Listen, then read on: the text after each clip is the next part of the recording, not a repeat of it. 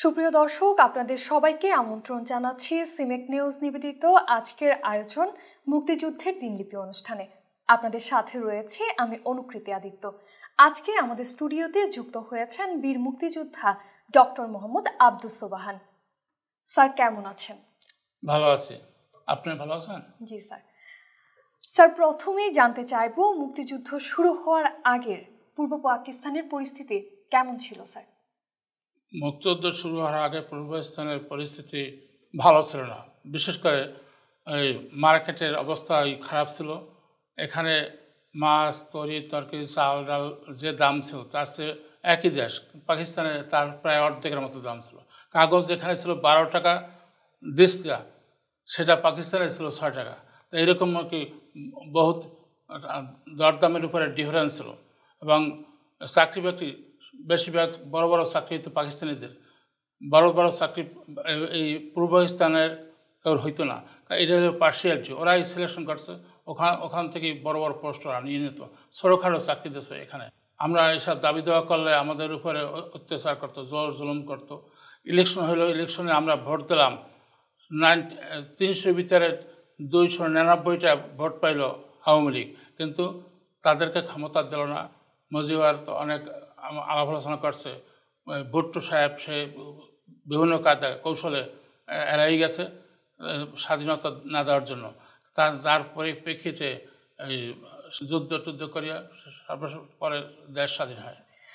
Sir, আমি যদি আপনার কাছে জানতে চাই মুক্তিযুদ্ধে যাওয়ার ব্যাপারে আপনাকে কেউ কি ছিল যে অনুপ্রেরণা জুগিয়েছে? মুক্তিযুদ্ধ যাওয়ার ব্যাপারে কেউ অনুপ্রেরণা দেয় না, আমি নিজে আমি অনুপ্রাণিত হয়েছি। এই জন্য জালকাঠিতে আমি যাব বরিশালে আমি লজিং থাকতাম একবারই। তো ওইখানে কাগজপত্র ছিল, ওইগুলো শুনছি আর্মিতে আমি স্বাধীনতা পছন্দ করি, এই জন্য আমার খবর পাইছে। এই জন্য সেই বাড়িতে যাইয়া সেই ট্যাঙ্ক ভাঙ্গে আমার কাগজপত্র কাপড় সব জ্বালাই দিয়েছে, পড়াই দিয়েছে। হইয়া শূন্য আমি যাইতেছি যখন সেপ্টেম্বর মাসে, তখন রাস্তাঘাটে কোনো বা পথে কোনো আর্মি টার্মি ছিল না, একটু ঠান্ডা ছিল, মনে হয়েছে যে এখন নাই কিছু আর্মি টার্মি। এই জন্য জালকাঠি গেছি পারি, আল্লাহর কি কুদরত, ওই সময় আর্মি আই পড়ছে। আর্মি আইসা আগের বাস লঞ্চের প্যাসেঞ্জার নামাইছে, সব কাঁথা দিয়েছে, 2টা লাইন নদীর পারে আমাদেরও নিয়ে লাইন দিয়েছে। এবং আমি যে পাহাড় রাজাপুরে ট্রেনিং দিয়েছিলাম মুক্তিযুদ্ধের উপরে, এই জন্য এখানে দাগ ছিল, এখানেও দাগ ছিল। এরা মনে করছে আমি মুক্তিযোদ্ধা, এই জন্য আমারও গুলি দেবে। ইতিমধ্যে ওই আসনেই প্রায় 200 লোক মারি ফেলাইছে, প্যাডের উপরে ব্যানর দিয়া, পোস্ট দিয়া, আঁটু পানির মধ্যে নামাইয়া তারপর ফেলাই দিয়েছে নদীর মধ্যে। তো এই দেখে তো আমি কাঁপতেছি, ভয়তে আমারও তো এরকম মারিয়ে ফেলাইবে। তারপরে সেই মেজার আসছে ফাইনালি চেক করার জন্য। তারপরে বলে আর ইউ ফ্রিডম ফাইটার? আমি বললাম no sir, what is it? বললাম it is symptom of skin disease, I am not freedom fighter, I am design student of govt BM college, সুতরাং so please excuse me, I am very innocent person. এই কথা শোনার পরে major খুব consider করলো, বলো যে সুট যাও। তখন আমি লাইন থেকে বাইরে গেলাম, লাগিয়ে বাজে লঞ্চ উঠলাম, কিন্তু লঞ্চের তো ছাড়ে না, আরও লোক নাহলে তো ছাড়বে না। তারপর অনেক পরে আরও লোকটোক হয়েছে, পরে আবার রিটার্ন আবার আরবে নিয়ে যেয়ে নামছি। তারপর চিন্তা করলাম যে এইরকম অত্যাচার, এরকম আমার চোখের সামনে এইরকম লোক মারতেছে, সুতরাং এদেশে বাঁচানো যাবে না। বাঁচতে হলে আমার মুক্তিযুদ্ধ যেতে হবে, ওদের মারিয়া তারপর আমরা জয়ী হব, তারপর আমরা আবার দেশকে স্বাধীন করিয়া ভালোভাবে চলবো। এই নিজ উদ্যোগ হইলাম। এবার লোক খুঁজতে চাইলাম কার লাগে মুক্তিযুদ্ধে যাওয়া যায়। তারপর আজাদ খান নামের একটা লোক আমাকে তালাইতো ভাইয়া, তার সে রাজাপুর বাড়ি, তারে খুঁজলাম, তার দেখা হইলো। সে আমার মায়ের অসুখে আমাকে বাড়িতে আসছে। তখন আমি বলছি আমি মুক্তিযুদ্ধে যাবো। কাল ঠিক আছে চলেন, কালকেই চলেন। পরের দিন ওনার সাথে সুন্দরবনে যাই। সুন্দরবনে মেজর জিয়া, তার বাড়ি পিরোজপুর। এই যে এখন যে প্রধানমন্ত্রী যে জিয়া হেনা, এই জিয়া মেজর হইলেও উনি মুক্তিযুদ্ধ পরিচালনা করত। তখন 6,000-এর মতো সোলজার ছিল, সেই সোলজার বাড়তে বাড়তে 20,000 পর্যন্ত পড়ছে। তো আমরা ওখানে কিছুদিন থাকার পরে থুবল নামক একটা জায়গা আছে, বগিনী ওখানে একদিন যুদ্ধ হয়েছে, যুদ্ধ অ্যাটেন্ড করছি, আমিও 2-1 মারছি, আর অনেক লোক মারা গেছে, 20 জন আর্মি মারছি, আমাদের মুক্তিযোদ্ধা 6 জন মারছে। তারপর মারামারি করতে করতে সন্ধ্যার কাছাই আসছে, তখন মনে করছে আর্মিরা মনে করছে আমাকে উপায় নেই, এখন যাইতে এরা পিছিয়ে হট, ঠিক আছে, আমরা পিছিয়ে হটতে আবার সুন্দরবনে যাই। তো মেজর জিয়া বলছে তোমরা যে ট্রেনিং শিখছো এতে কোনো যুদ্ধ করতে পারবে না, তোমরা আরও পাকাপোক্ত হইবে। তো এখানে পাকাপোক্ত ট্রেনিং দেওয়া সম্ভব না, তুমি আরও কয়েকজন মিলিয়া আমরা মেজর জয়নাল আবেদিন সহ সুবিধার মেজর এর সাথে আমরা গেলাম 24 পরগনায় থুবা ক্যাম্পে, ওইখানে যাই আবার 1 মাস ট্রেনিং দিলাম, তারপরে যুদ্ধে আবার অংশগ্রহণ করলাম। স্যার আমি যদি আপনার কথার সাথে একটু যুক্ত করি, স্যার আপনার বাবা মার আপনার মুক্তিযুদ্ধে যাওয়ার ব্যাপারে উৎসাহ বা আগ্রহ কেমন ছিল? মায়ের আপত্তি ছিল, হে স্বাস্থ্য ভালো না, অ্যাজমা রোগী ছিল, সে বলছে তুই যাইস না, আমি মরি রইতে যা।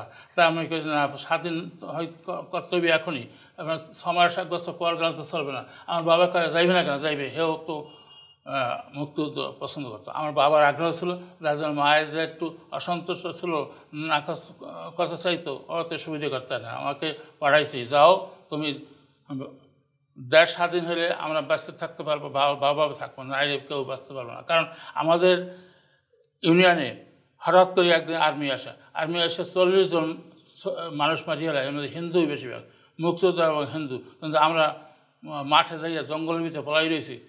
আর এই আমরা সেই আরবন্যা স্টেশন থেকে 1-1.5 মাইল দূরে ছিলাম, এই জন্য আমাকে পায় না, কিন্তু আশেপাশে নামি আর্মি যারে পাইছি হিন্দু হইলে মারিয়ে ফেলাইছে, আর মুক্তিযোদ্ধা মনে করলো মারিয়ে ফেলাইছে। এবার 40 জন মারলো একদিন। ওই দিন হইতে আমরা চিন্তা করছি যে মুক্তিযুদ্ধে যাওয়া ছাড়া আমাকে উপায় নেই। আমাদের সাথে একটু শেয়ার করেন ট্রেনিংয়ের সময়, মুক্তিযুদ্ধের ট্রেনিং যখন নিচ্ছিলেন স্যার, তখনকার কোনো গল্প যদি আমাদের সাথে শেয়ার করতেন স্যার। বন্দুকের উপরে, রাইফেলের উপরে, স্ট্যান্ড গান, টমি গান, এসবের উপরে ট্রেনিং দিয়েছি। তো ট্রেনিংয়ের সময় যারা বন্ধুবান্ধব ছিল তাদের মধ্যে ওই জয়নাল আবেদিন নামে এক সুবিধার মেজার ছিল, সে খুব আমাকে পড়াশোনা করছে, শিখাই দিয়েছে হাতে কলমে অনেক কিছুই। তো ট্রেনিংয়ে মোটামুটি আনন্দই পাইছি, কারণ এই ট্রেনিং তো আমরা ছাত্র মানুষ, আমরা তো আর্মির অফিসারও না, মেজর জেনারেল কর্নেল ব্রিগেডিয়ার কিছু না, সাধারণ লোক আমরা। তারপর ট্রেনিংয়ে আমরা মোটামুটি অনেক কিছু শিখতে পারছি, এতে আনন্দ লাগছে। এবং যেহেতু পাকিস্তানি সোলজারদের গুলি করলে যদি একটা লোক গুলি কিন্তু মরে, তাহলে আমরা আনন্দ পাইতাম, কারণ আনন্দ পাইতাম যে আমাদের দেশটাকে ওরা এত নাজেহাল করছে, আমাদের বাঙালি লক্ষ লক্ষ লোক মারছে, গুলি করিয়া হাজার হাজার লোক মারছে, সুতরাং এদেরকে আমরা ছাড়বো না, এরকম একটা আমাদের মনের ভিতরে উৎসাহ ছিল, আগ্রহ ছিল। আচ্ছা স্যার, আপনি বন্ধুর কথা বলছিলেন, তো স্যার আমার প্রশ্নটা হচ্ছে এমন কি হয়েছে স্যার মুক্তিযুদ্ধের সময় আপনার পরিচিত কোনো বন্ধু বা সহযোদ্ধা আপনার সামনে শহীদ হয়েছেন? আমার সাথে গেছিল ওই বগিনা নামক স্থানে যুদ্ধ করতে গেছি, আমার সামনে একটা লোক, হেও যুদ্ধ করতেছে, গোলাগুলি করতেছে, বেশিরভাগ রাইফেল দিয়ে গুলি করতেছে, আমিও করতেছে, কিন্তু একটা গুলি ওনার মাথায় পড়লো, মাথায় পড়ার পর শুয়ে পড়লো। এখন আমি কী করবো, আমি যুদ্ধ করবো না হে ধর্ম। তারপরে যুদ্ধ চালাইতে যখন দেখি পাকিস্তানি সোলজাররা পিছিয়ে হটতে যাইতেছে, তখন মনে করছি একটা সুযোগ, তখন ওনারা ধরিয়া কান্দে উঠাইয়া আমি এবং আর একটা লোক 2 জন মিলিয়ে নিরাপদ জায়গায় নিয়ে গেছে। ওইখান থেকে সুন্দরবনে নিয়ে গেছে, পরে সুন্দরবনে ওখানে এক জায়গায় দাফন করছে। আর কি করবো, কিছু করার নেই, তখন খুব খারাপ লাগছে। আমরা অনুষ্ঠানের একদম শেষ পর্যায়ে, তার আগে আপনার কাছে জানতে চাইবো স্যার, 1971 সালের স্যার 25 মার্চ রাত আর 26 মার্চ স্যার কেমন ছিল বাংলাদেশের পরিস্থিতি তখন? 25 মার্চ রাতে সেনাবাহিনী পাকিস্তান থেকে লক্ষাধিক সৈন্য আসছে ঢাকাতে, আসলে ওই দিন রাত্রে পুলিশ ফাঁড়িতে আক্রমণ করছে। এই আক্রমণ করিয়ে হঠাৎ করে উইদাউট এনি ইনফরমেশন পুলিশ হাজার হাজার পুলিশ মারিয়ে ফেলাইছে, এবং ঢাকা শহরে বিভিন্ন বাসা বাড়িতে গলাগুলি করিয়া একদম লোক মারছে। এরা মানুষের মতো না, সব মানে পশুর মতো, সব গলাগুলি করিয়া মারিয়ে ফেলাইছে, আগুন জ্বালাই দিয়েছে।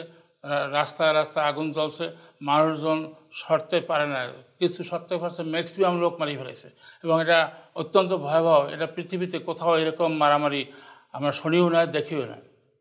এবং পরের দিন তো এরা আর্মিরা গ্রামে নামিয়ে গেছে, গ্রামে গঞ্জে থানায় ছোটো ছোটো হাটে বাজারে এই মুক্তিযোদ্ধা খুঁজছে, হিন্দু খুঁজলে আর রক্ষা নেই। রাজাকার ছিল আলবদর, সময় রাজাকার সৃষ্টি না হয়েছে পরে। রাজাকারের মতো মন যাদের ছিল হেরা আবার দেখাই দিয়েছে, ওই আর্মিকে দেখাই দিয়েছে এই জায়গায় আছে হিন্দু আছে, এই জায়গায় মুক্তিযোদ্ধা থাকতে পারে, যাচাই বাছাই ছাড়াই গোলাগুলি শুরু করছে, নির্বিচারে মানুষ মারছে। এর চেয়ে আর খারাপ কোনো দিন পৃথিবীতে কোথাও শুনি না যে খারাপ দিন থাকতে পারে। স্যার, আজকের বাংলাদেশ দেখি কি মনে হয় যে আমরা মুক্তিযুদ্ধের মূল ধারাকে এখনো স্যার ধারণ করতে পারছি?